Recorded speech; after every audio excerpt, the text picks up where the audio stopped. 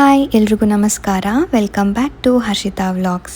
So ಇವತ್ತು Sunday ಎಲ್ಲಾದರೂ ಹೊರಗಡೆ ಹೋಗೋಣ ಅಂತೇಳಿ ಪ್ಲ್ಯಾನ್ ಮಾಡ್ತಾ ಇದ್ವಿ. ಹಾಗೆ ಬ್ರೇಕ್ಫಾಸ್ಟ್ಗೆ ಮನೇಲಿ ಸೊಪ್ಪು ಕೂಡ ಇತ್ತು. ಅದನ್ನು ಬಳಸ್ಕೊಂಡು ಸೊಪ್ಪಿನ ಪಲ್ಯ ಹಾಗೆ ಜೋಳದ ರೊಟ್ಟಿ ಮಾಡೋಣ ಅಂಥೇಳಿ ರೆಡಿ ಮಾಡ್ಕೋತಾ ಇದ್ದೀನಿ. ಈ ರೆಸಿಪಿನೂ ಕೂಡ ನಿಮ್ಮ ಜೊತೆ ಶೇರ್ ಮಾಡ್ತೀನಿ. ಎಲ್ಲರೂ ಕೂಡ ಟ್ರೈ ಮಾಡಿ. ಇದು ಹೆಲ್ದಿ ಹಾಗೆ ಕ್ವಿಕ್ಕಾಗಿ ಮಾಡ್ಬೋದು. ಸೊಪ್ಪನ್ನೆಲ್ಲ ಬಿಡಿಸಿಟ್ಕೊಂಡು 2-3 ಸರಿ ಚೆನ್ನಾಗಿ ನೀರಲ್ಲಿ ವಾಶ್ ಮಾಡಿ ಈ ರೀತಿ ಚಿಕ್ಕದಾಗಿ ಕಟ್ ಮಾಡ್ಕೋತಾ ಇದ್ದೀನಿ.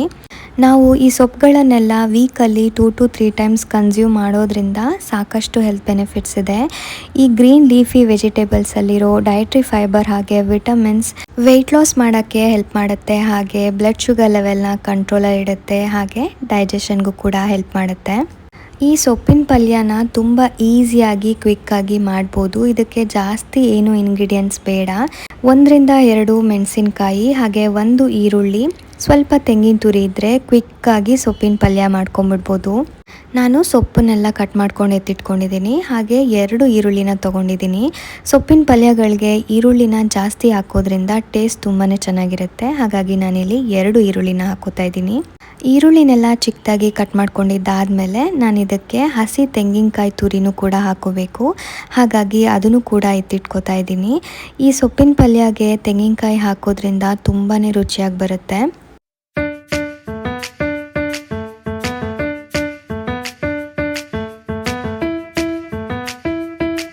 ನಾನಿಲ್ಲಿ ಒಂದು ಪ್ಯಾನ್ಗೆ 2-3 ಸ್ಪೂನ್ ಆಗೋಷ್ಟು ಎಣ್ಣೆನ ಹಾಕ್ಕೋತಾ ಇದ್ದೀನಿ. ಎಣ್ಣೆ ಸ್ವಲ್ಪ ಬಿಸಿ ಆಗ್ಲಿಕ್ಕೆ ಬಿಡಬೇಕು. ಎಣ್ಣೆ ಎಲ್ಲ ಬಿಸಿಯಾಗಿದೆ. ಇದಕ್ಕೆ ನಾನು ಅರ್ಧ ಸ್ಪೂನಷ್ಟು ಸಾಸಿವೆ, ಅರ್ಧ ಸ್ಪೂನಷ್ಟು ಜೀರಿಗೆ, ಉದ್ದಿನಬೇಳೆ, ಕಡಲೆಬೇಳೆ ಹಾಗೆ ಕರಿಬೇವನ್ನು ಹಾಕಿ ಸ್ವಲ್ಪ ಬಿಸಿ ಮಾಡ್ಕೋತಾ ಇದ್ದೀನಿ. ಹಾಗೆ 2 ಒಣಮೆಣಸಿನ್ಕಾಯಿನ ಹಾಕ್ಕೋತಾ ಇದ್ದೀನಿ. ಈ ಸೊಪ್ಪಿನ ಪಲ್ಯಗಳಿಗೆ ಒಣಮೆಣಸಿನ್ಕಾಯಿ ಹಾಕೋದ್ರಿಂದನೇ ತುಂಬ ಟೇಸ್ಟ್ ಅಂತಲೇ ಹೇಳ್ಬೋದು. ಇದೆಲ್ಲ ಫ್ರೈ ಆದಮೇಲೆ ನಾನು ಕಟ್ ಮಾಡ್ಕೊಂಡಿರೋ ಈರುಳ್ಳಿನೂ ಕೂಡ ಇದಕ್ಕೆ ಸೇರಿಸ್ಕೋತಾ ಇದ್ದೀನಿ. ಈರುಳ್ಳಿಯಲ್ಲಿರೋ ಹಸಿ ವಾಸನೆ ಎಲ್ಲ ಕಂಪ್ಲೀಟಾಗಿ ಹೋದ್ಮೇಲೆ ನಾವು ಸೊಪ್ಪನ್ನು ಹಾಕ್ಕೋಬೇಕು. ಈರುಳ್ಳಿ ಚೆನ್ನಾಗಿ ಬೆಂದಿದೆ. ಇವಾಗ ನಾನು ಇದಕ್ಕೆ ಕಟ್ ಮಾಡ್ಕೊಂಡಿರುವಂತಹ ಸೊಪ್ಪನ್ನು ಸೇರಿಸ್ಕೋತಾ ಇದ್ದೀನಿ. ನಾನಿವತ್ತು ಪಲ್ಯ ಮಾಡಲಿಕ್ಕೆ ಬಳಸ್ತಿರುವಂತಹ ಸೊಪ್ಪಿನ ಹೆಸರು ಕೀರೆ ಸೊಪ್ಪು. ಇದನ್ನು ಇನ್ನೂ ಕೆಲವು ಕಡೆ ಹರವೆ ಸೊಪ್ಪು ಅಂತ ಹೇಳಿ ಕರೀತಾರೆ.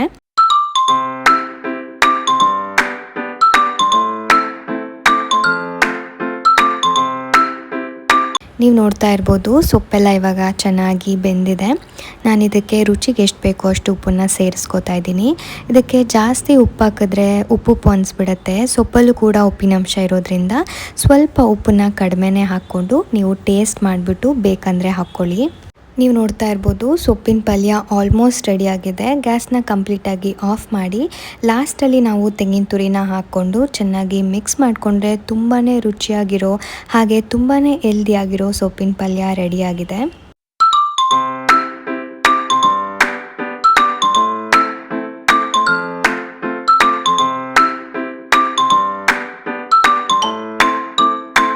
ನಾನು ಯೂಶ್ವಲಿ ಅಕ್ಕಿ ರೊಟ್ಟಿ ಮಾಡಿದ್ರೆ ಅದನ್ನು ಮಸಾಲ ರೊಟ್ಟಿ ಥರನೇ ಮಾಡ್ತೀನಿ.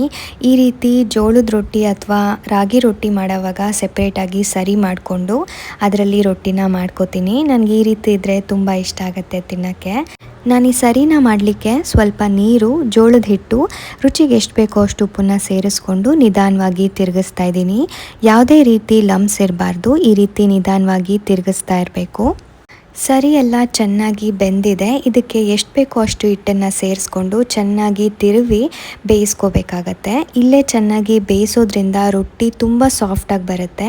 ನೀವು ನೋಡ್ತಾ ಇದ್ದೀರಲ್ಲ ಹಿಟ್ಟೆಲ್ಲ ಚೆನ್ನಾಗಿ ಬೆಂದಿದೆ. ಇದು ಬಿಸಿಯಾಗಿರುವಾಗಲೇ ನಾವು ರೊಟ್ಟಿನ ಹಾಕೋಬೇಕು. ತುಂಬಾ ಸಾಫ್ಟ್ ಆ್ಯಂಡ್ ಸ್ಮೂತಾಗಿರೋ ಜೋಳದ ರೊಟ್ಟಿ ಇವಾಗ ರೆಡಿಯಾಗಿದೆ. ಸೊಪ್ಪಿನ ಪಲ್ಯಗಂತೂ ತುಂಬ ಒಳ್ಳೆ ಕಾಂಬಿನೇಷನ್ ಅಂತಲೇ ಹೇಳ್ಬೋದು. ನಿಮ್ಮನೆಯಲ್ಲೂ ಎಲ್ಲರೂ ಕೂಡ ಟ್ರೈ ಮಾಡಿ.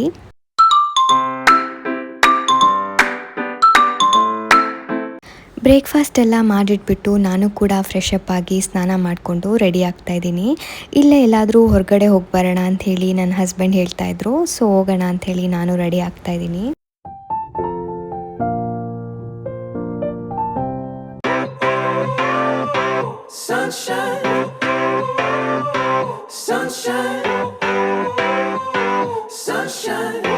ಬ್ರೇಕ್ಫಾಸ್ಟ್ ಎಲ್ಲ ಮುಗಿಸ್ಕೊಂಡು ನಾವು ಕೂಡ ರೆಡಿಯಾಗಿ ಹೊರಡ್ತಾ ಇದ್ದೀವಿ.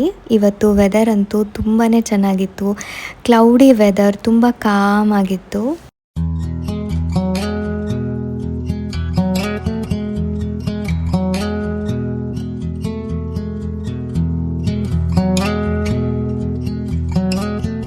ನಾವು ಹೆಸರುಘಟ್ಟ ಮೇನ್ ರೋಡಲ್ಲೇ ಹೋಗ್ತಾ ಇದ್ವಿ. ಹಾಗೆ ಇವತ್ತು ಸಂಡೇ ಆಗಿರೋದ್ರಿಂದ ಮಾವಿನ ಮೇಳ ಏನಾದರೂ ಇದೆಯಾ ಅಂತ ಹಾಗೆ ನೋಡ್ತಾ ಇದ್ವಿ. ಬಟ್ ಯಾವುದೇ ರೀತಿ ಸ್ಟಾಲ್ ಕಾಣಿಸ್ಲಿಲ್ಲ. ಮೋಸ್ಟ್ಲಿ ಈ ಸರಿ ಮಾವಿನ ಮೇಳ ಇಲ್ಲ ಅಂತ ಅನಿಸ್ತು. ನೋಡೋಣ, ಫ್ಯೂಚರಲ್ಲಿ ಏನಾದರೂ ಮೇಳಗಳನ್ನ ಹಾಕಿದ್ರೆ ಖಂಡಿತವಾಗ್ಲೂ ನನ್ನ ಚಾನಲಲ್ಲಿ ಅಪ್ಲೋಡ್ ಮಾಡ್ತೀನಿ. ನಾವು ನಿಜವಾಗ್ಲೂ ಎಲ್ಲಿಗೆ ಹೋಗ್ತಾ ಇದ್ದೀವಿ ಅಂತ ನನಗೆ ಐಡಿಯಾನೇ ಇಲ್ಲ. ನನ್ನ ಹಸ್ಬೆಂಡ್ ಸ್ವಲ್ಪ ಸರ್ಪ್ರೈಸ್ ಆಗಿರಲಿ ಅಂಥೇಳಿ ನನಗೆ ಎಲ್ಲಿಗೆ ಹೋಗ್ತಾ ಇದ್ದೀವಿ ಅಂತ ಹೇಳಿಲ್ಲ. ನನಗೂ ಕ್ಯೂರಿಯಾಸಿಟಿ ಇತ್ತು. ಹಾಗೆಯೇ ವೆದರ್ ಚೆನ್ನಾಗಿತ್ತು ಅಂಥೇಳಿ ಇಲ್ಲೂ ಕೂಡ ಒಂದೆರಡು ಫೋಟೋಶೂಟ್ನ ಮಾಡ್ಕೊಂಡ್ವಿ.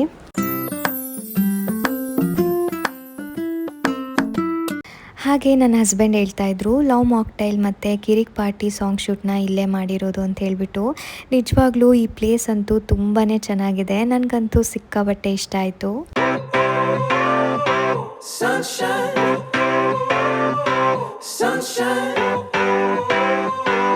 ಫೈನಲಿ ಡೆಸ್ಟಿನೇಷನ್ನ ರೀಚ್ ಆದ್ವಿ. ನಮ್ಮನೆ ಹತ್ರದಲ್ಲೇ ಇರೋ ಬಾಲಿ ಬೆಲ್ಸ್ ರೆಸ್ಟೋರೆಂಟ್ಗೆ ಬಂದಿದ್ದೀವಿ.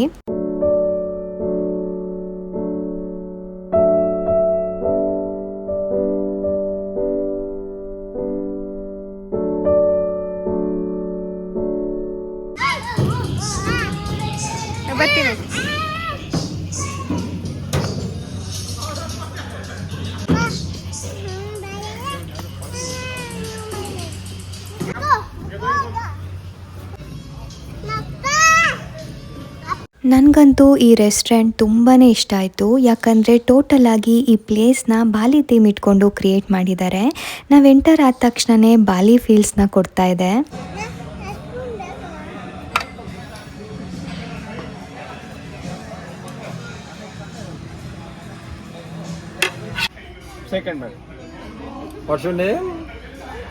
ಸೊ ನಾವಿಲ್ಲಿಗೆ ಬರೋ ಅಷ್ಟರಲ್ಲಿ ಟೈಮ್ ಆಲ್ಮೋಸ್ಟ್ 5:30 ಆಗೋಗಿತ್ತು.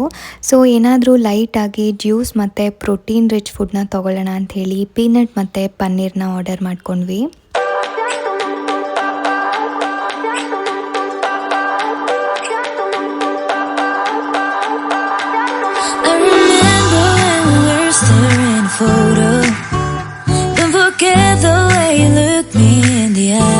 ಸಾಕು ಸಾಕು ಆಯ್ತಾ, ಸಾಕ ಪಪ್ಪು. ಇದ್ರ ಹೆಸ್ರೇನೇನು, ಇದ್ರ ಹೆಸ್ರೇನೇನು? Fruit punch, fruit punch.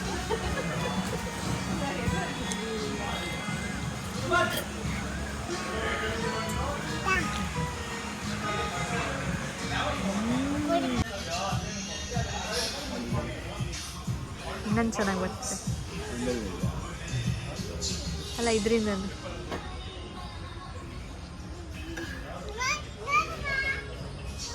ಹಾಗೆ ನನ್ನ ಹಸ್ಬೆಂಡ್ ಇಲ್ಲಿ ಕೋಲ್ಡ್ ಕಾಫಿ ಟ್ರೈ ಮಾಡು ಚೆನ್ನಾಗಿರುತ್ತೆ ಅಂತ ಹೇಳಿದ್ರು. ನಾನು ಕೂಡ ಟ್ರೈ ಮಾಡಿದೆ. ನಿಜವಾಗ್ಲೂ ನೆಕ್ಸ್ಟ್ ಲೆವೆಲಲ್ಲಿತ್ತು. ಹಾಗೆ ಎಲ್ಲ ಫುಡ್ ಕೂಡ ತುಂಬಾ ಟೇಸ್ಟಿಯಾಗಿತ್ತು. ಹಾಗೆ ನೀವೇನಾದರೂ ಬಾಲಿ ಫೀಲ್ ಕೊಡೋ ರೆಸ್ಟೋರೆಂಟ್ನ ಹುಡುಕ್ತಾ ಇದ್ದರೆ ಖಂಡಿತವಾಗ್ಲೂ ಹೆಸರುಘಟ್ಟಲ್ಲಿರೋ ಬಾಲಿ ಬೆಲ್ಸ್ಗೆ ಒಂದ್ಸರಿ ವಿಸಿಟ್ ಮಾಡಿ. ತುಂಬಾ ಚೆನ್ನಾಗಿದೆ.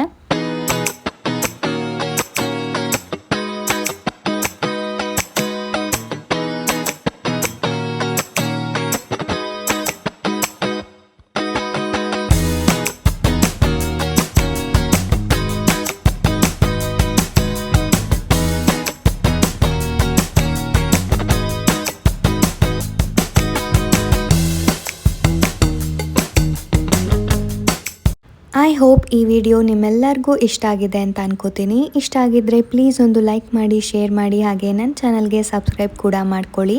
ಮತ್ತೆ ಮುಂದಿನ ವ್ಲಾಗಲ್ಲಿ ಸಿಗೋಣ. Thank you all, bye.